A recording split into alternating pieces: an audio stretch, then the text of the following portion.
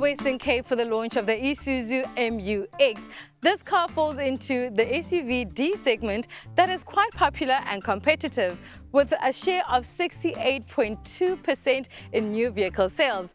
Now this is quite an important car for Isuzu, so let's see what they've done.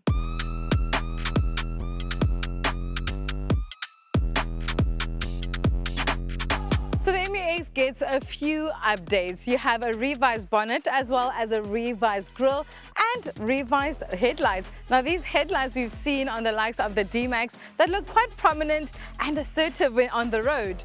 On the top end Onyx XT models, you'll see the grille blacked out as well as the 19-inch wheels will also be blacked out. On this you have the two-tone black and chrome, and that's how it will tell you that this is either an LS or an LSE.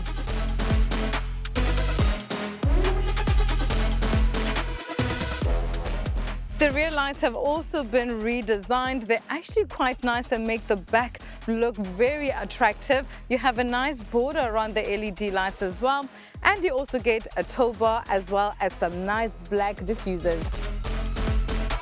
This segment is known for versatility and practicality, so boot space is galore, especially when you have the seats down. This is a 7-seater, so with the rear seats down, you do have massive space. However, the seats have no electronic button. You actually have to push them down manually and up again, which I do feel like is quite a schlep.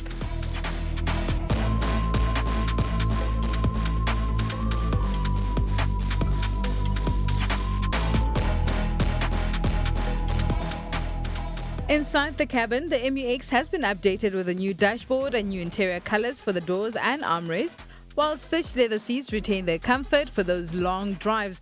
It is quite a sizable car, so there is plenty of room as the interior is expectedly spacious for a family to comfortably live with. I do feel like some elements could be a little bit more modern, like the interface. The infotainment system remains a 9-inch unit with the same connectivity features. It's only on the high-end Onyx T can you get additional C-type connectivity, so that is a bit of a letdown on my side. The MU-X comes in 6 variants with 3 trim grades, the LS, LSE and Onyx XT. Pricing for the MU-X will start at 752,300 Rand and take you all the way over 1 million Rand. These will be sold with a 5-year 120,000 kilometer warranty as well as a 5-year 90,000 kilometer service plan.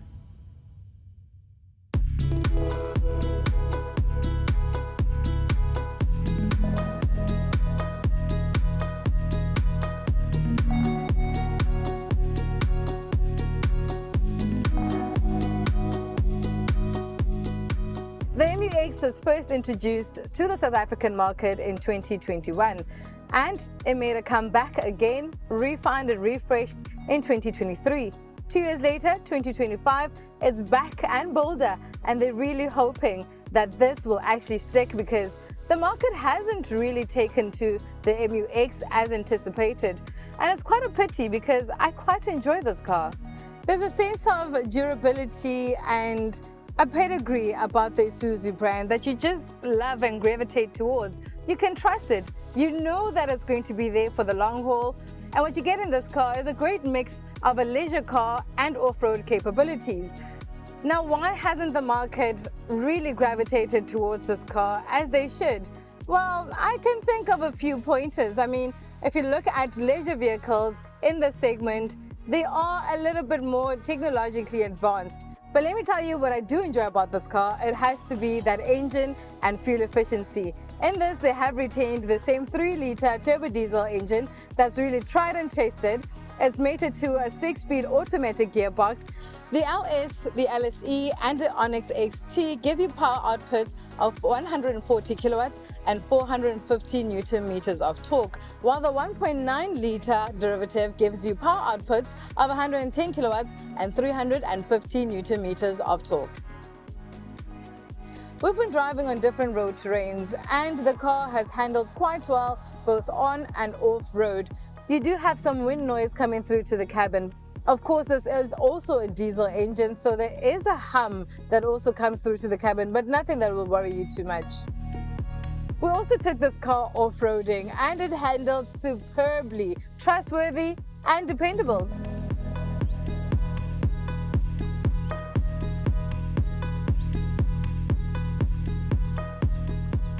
Although the Isuzu MU-X is playing in a very popular segment, it is outshined by the likes of Toyota Fortuner and the Ford Everest. And with its year-on-year sales increasing, it remains to be seen if it will eventually catch up to the big dogs. This is a highly underrated car that deserves a second chance.